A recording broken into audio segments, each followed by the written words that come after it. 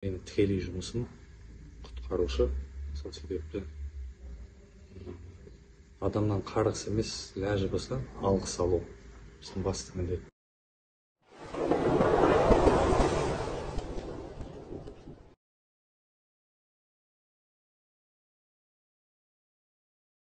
Ол жалпы өрт сөндіру саласы батырлықты, жанқиярлықты, ынталық пен тапқырлықты талап ететін аса қауіпті мамандықтардың бірі болып табылады.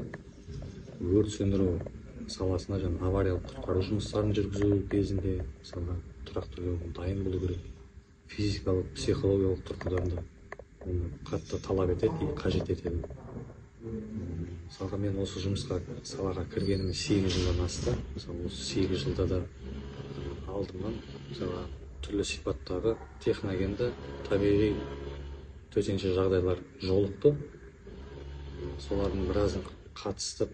Арыстағы жағдай, Көксайдағы қар құрсауында қалған әскери қызметшілерді қар астынан шығарған кездер болды. Мынау өзіміздің Шақпақ-Қата күйік асуында мысалы 112-ның жіберген SMS хаттарына мән бермей жолға шығып кеткен жолаушылар, соларды боранды күні жылы жерге апарып тамақтандырып деген сияқты. Тағы мынау Өзбекстан Республикасында Сардоба су қоймасы жарылған кезде біздегі Түркістан облысындағы Мақтаарал ауданында енді су шайып кетті ғой. Қасында Мырзакент, Фердауси деген ауылдарда. Сол жерлерге де бізде бардық. Басқа республикадан, басқа қалалардан барды. ПНС 110 мен және мотопомпалармен су сорып тазалау жұмыстарын жүргіздік. Айта берсең көп қой. Мысалға мен оны міндетсінбеймін де, тек мақтан тұтпасам. Өйткені менің тікелей жұмысым құтқарушы. Сол себепті адамнан қарғыс емес, ләжі болса алғыс алу біздің басты міндет. Жалпы адам баласы бір жұмыстан нәтиже шығару үшін ол жұмысын сүйіп істеу керек, жақсы көру керек.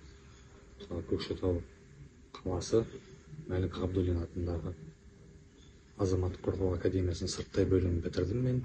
Қазіргі менің басты мақсатым білімді ары қарай жетілдіру, осы салада өсіп-өну және білгенімді білмегенге жеткізу, айту. Мысалы осыған дейін де алдын аға буындарымыздан алған сабағымыз бар. Сол қазір сол алған сабағымыз өмірлік нан болып қалды қазір мен жеп отырмын. Тағы да біздің сала тапқырлықты, төзімділікті, табандылықты талап ететін жұмыстың бірі. Мысалы біз жыл сайын өзіміз дайындаймыз. Жылу түтін камерасына және де психологиялық жолақ бар бізде жыл сайын өтетін. Сол жаққа барамыз. Содан кейін әр кезекшілікке түскен кезде орындалатын оқу жаттығулар мен нормативтеріміз бар. Айтып жатады ғой, оқу жаттығуда қиын болғанмен бұлай өрт сөндірген кезде ол оңай болады. Оңай, жеңіл болады кішкене. Жұмысқа келгенде аға буындардың ақылын тыңдап едік. Қазір уақыттың өтуімен өзімізде ақыл айтатын жасқа да келіп қаппыз.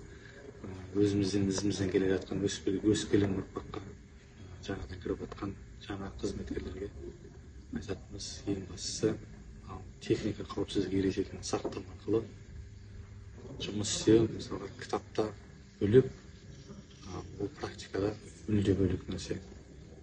Кітаптың тілімен білгенмен, сол себепті антына адал болу керек ең бастысы. Келе жатқан 19 қазан құтқарушылар күніне барша осы журналистерді, өрт сөндіру саласында істейтін қызметкерлердің баршасын құттықтаймын. Дендеріне саулық, отбасыларына амандық, татулық, бірлік, ынтымақ болсын. Жұмыста табыс,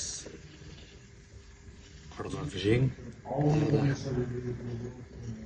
Сол бастысы ел аман, жұрт тыныш болсын.